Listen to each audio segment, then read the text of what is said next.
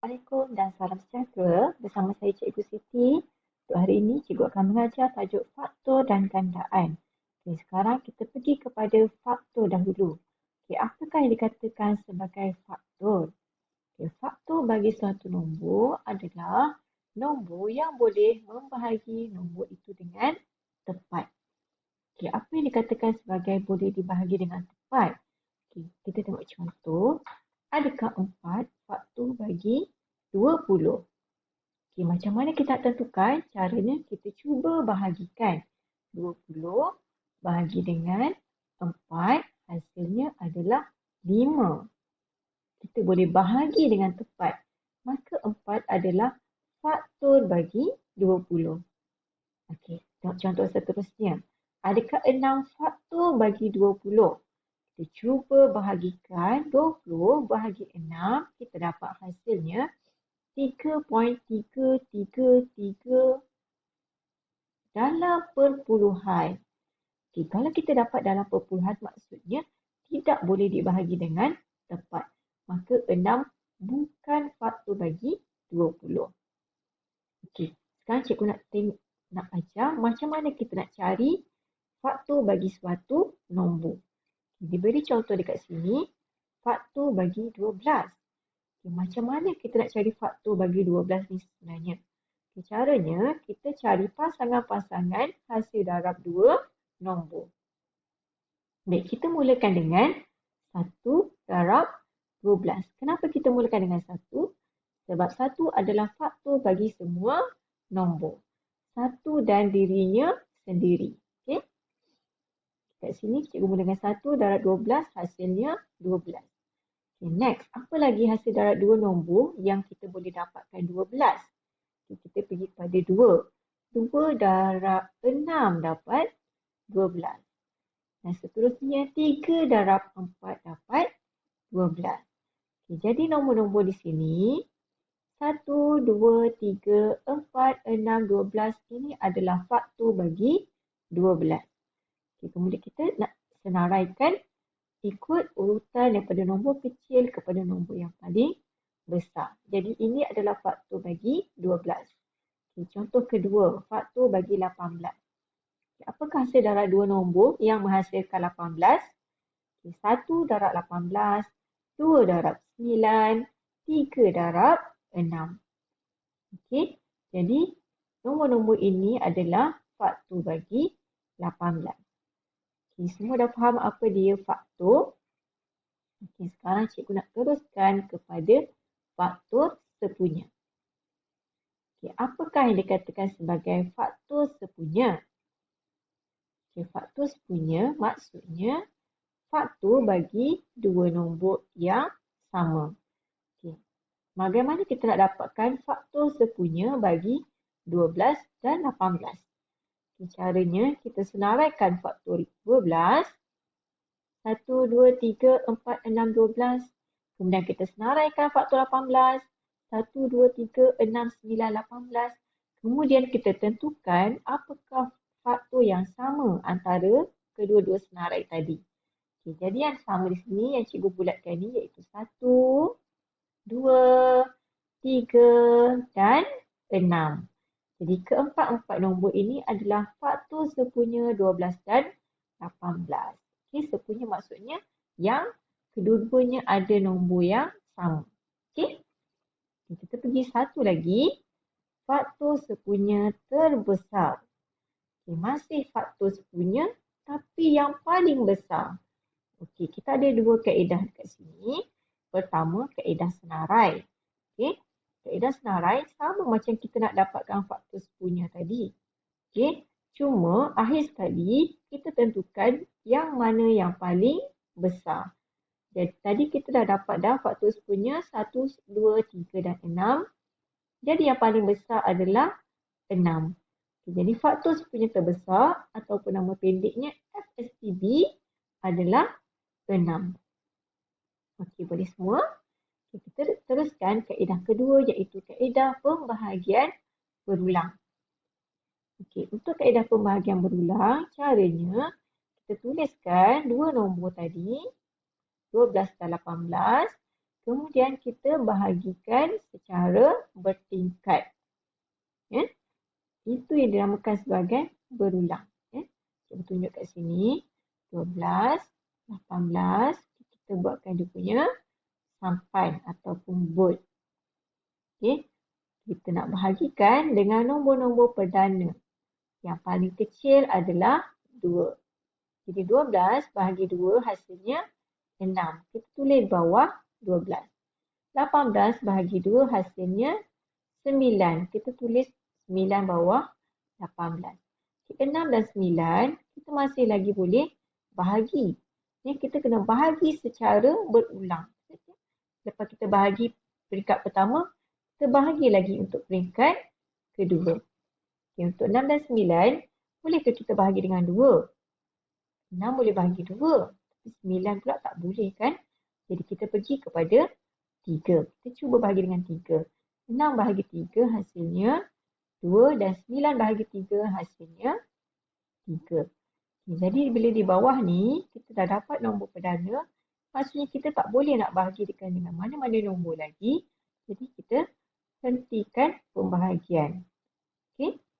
Jadi, apakah di mana kita nak dapatkan FSTB? FSTB kita dapatkan daripada nombor di tepi ni, iaitu 2, 3 ni kita darabkan. Jadi FSTB-nya adalah darab 2 darab 3 hasilnya 6. Okey, jawapannya masih sama dengan kaedah pertama, kaedah senarai tadi. Okay. Ini kaedah pembahagian berulang. Kaedah pembahagian berulang lebih sesuai digunakan. Kenapa? Sebab untuk nombor-nombor yang besar. Ya. Okey. Sekarang kita dah habis faktor. Cikgu nak pergi kepada gandaan. Okey. Okey, kita lihat gandaan pula. Apakah yang dikatakan sebagai gandaan? Okey, gandaan adalah senarai nombor secara berganda. Ataupun lebih mudahnya sifir. Okey. Kita cuba lihat apakah gandaan bagi 6. Kita senaraikan sifir 6.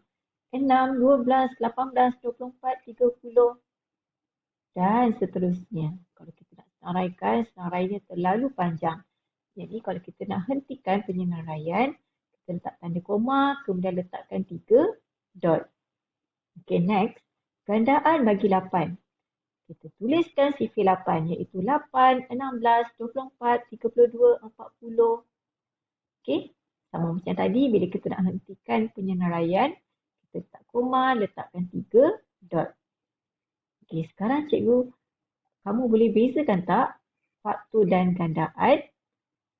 Faktor ni hasil darab 2 nombor yang menghasilkan nombor itu tadi. Okay, gandaan pula nombor itu dituliskan secara berganda. Okay, iaitu sifir. Okay, sekarang kita pergi kepada gandaan sepunya. Okay, gandaan sepunya dia sama bermaksud macam faktor sepunya. Okay, maksudnya yang sama. Okay, jadi gandaan 6 kat sini cikgu senaraikan. Kemudian senaraikan gandaan 8. Kemudian kita tentukan yang mana yang sama di antara kedua-dua senarai gandaan tadi. Okay, tadi cikgu dah dapat. Yang sama adalah 24. Okay. Okay, jadi gandaan sepunya bagi 6 dan 8 ialah 24. Okay, jadi macam mana kita nak dapatkan yang seterusnya? Gandaan sepunya yang seterusnya selain daripada 24. Okay, caranya kita gunakan 24 ini untuk darabkan dengan 2, darab 3, darab 4, darab 5 untuk dapatkan gandaan sepunya yang seterusnya. Jadi 24 darab 2, 48. Jadi gandaan sepunya selepas 24 adalah 48. Seterusnya 72, 96 dan 120. Gandaan sepunya terkecil. Okay, untuk faktor tadi, kita ada faktor sepunya terbesar. Okay, untuk gandaan, kita ada gandaan sepunya terkecil. Okay, ada dua kaedah juga. Kalau kaedah senarai, Kita buat, kita senaraikan, kemudian kita tentukan gandaan sepunya yang paling kecil iaitu 24. Okey, di sini ya. 24 gandaan sepunya sama. Sebelum 24 ada tak gandaan sepunya yang sama?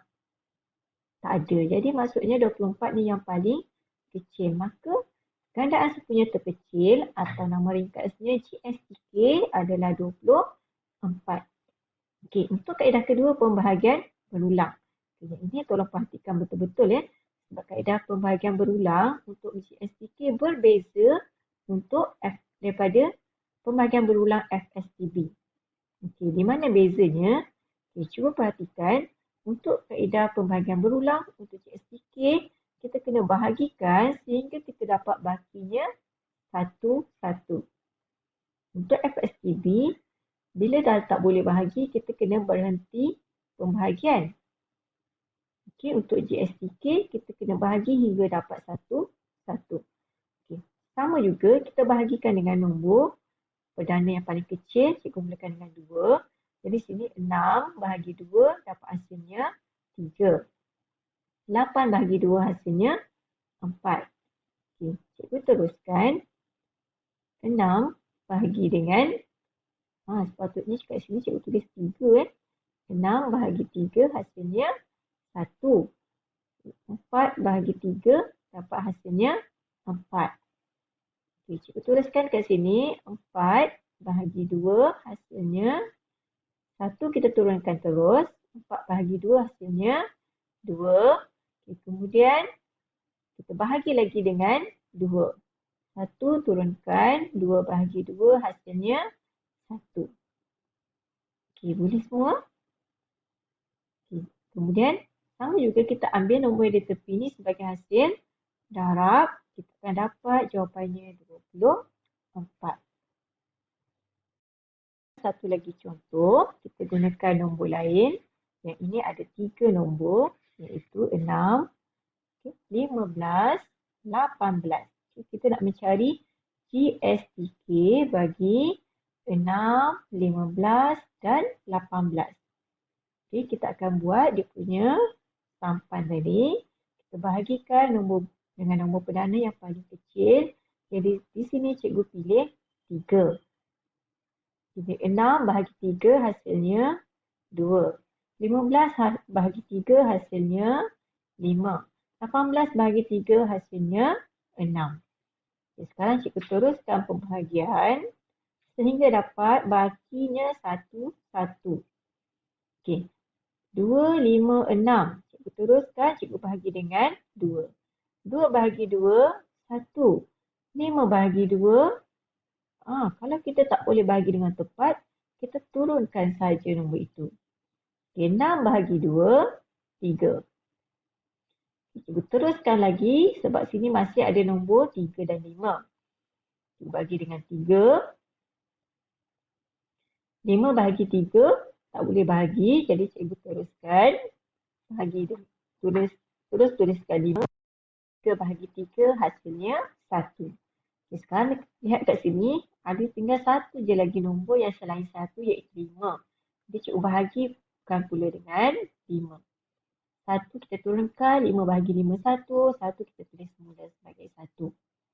Jadi untuk dapatkan GSTK, kita ambil nombor yang di tepi ni. Okay, kemudian kita darabkan. 3 darab 2, 6. 6 darab 3, 18. 18 darab 5. Okey, berapa 18 darab 5? Tikanya adalah 90. Okey, cikgu harap semua murid dah faham bagaimana nak menentukan FSTB dan GSTK dan boleh bezakan antara faktor gandaan, faktor sepunya, faktor gandaan sepunya, FSTB dan GSTK.